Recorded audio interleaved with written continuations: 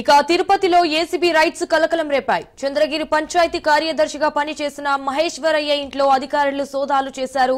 బెంగళూరులోని farm house, పలమనేరులోని నివాసాల్లో అధికారులు సోదాలు చేసి పలు కీలక పత్రాలు స్వాధీనం చేసుకున్నారు. గతంలో 50,000 లంచం తీసుకుంటూ మహేశ్వరయ్య పట్టుబడ్డారు.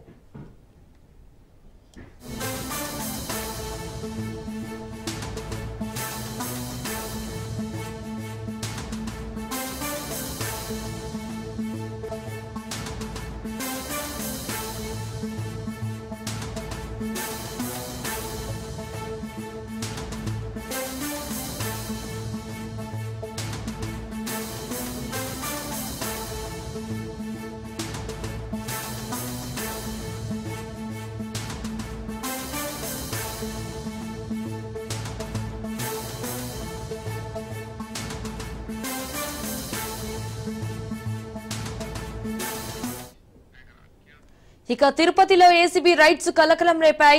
చంద్రగిరి పంచాయతీ కార్యదర్శిగా పనిచేసిన మహేశ్వరయ్య ఇంట్లో అధికారులు సోదాలు చేశారు.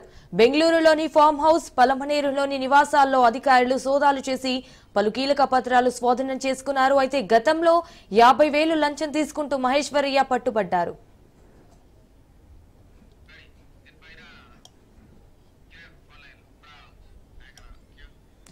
రైట్గా ఇదే విషయానికి సంబంధించి మరిన్ని డీటెయిల్స్ మా ప్రతినిధి కిరణ్ ఫోన్ ఇన్ ద్వారా అందిస్తారు. కిరణ్, ఇటు చంద్రగిరి పంచాయతీ కార్యదర్శిగా పనిచేసిన మహేశ్వరయ్య ఇంట్లో అయితే అధికారులు సోదాలు చేశారు అన్నట్టుగా తెలుస్తోంది. దీనికి సంబంధించిన అప్డేట్స్ ఏంటి?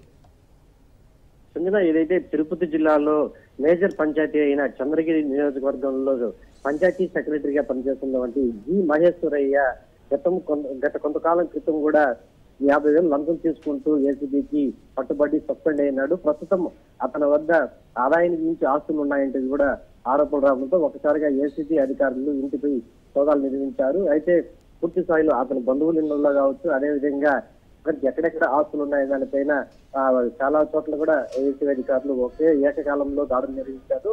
అందులో భాగంగానే పలమనేరులో గతంలో పలమనేరు నియోజకవర్గంలోని గన్నవరంలో కూడా ఆ పంచాయతీ సెక్రటరీగా పనిచేశాడు.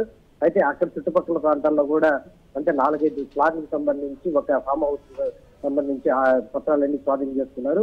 మరి అక్కడ కూడా అధికారులు సోదాలు అయితే నిర్వహిస్తున్నారు. అంతేకాకుండా బెంగళూరులో కూడా ఒక ఫామ్ హౌస్ ఉన్నట్టు, అంటే మరోపక్క పలు కీలక డాక్యుమెంట్లు కూడా అతని వద్ద నుంచి తీసుకున్నట్టు మనకు సమాచారం ఉంటుంది. అంతేకాకుండా గతంలో పనిచేస్తున్న ఈ చంద్రగిరి ప్రాంతాలలో కూడా 2-3 ప్లాట్లు ఉన్నట్టు కూడా చెప్తుంది. మరోపక్క 5 కేజీల బంగారం వరకు కూడా ఇంట్లో స్వాధీనం చేసుకున్నారు.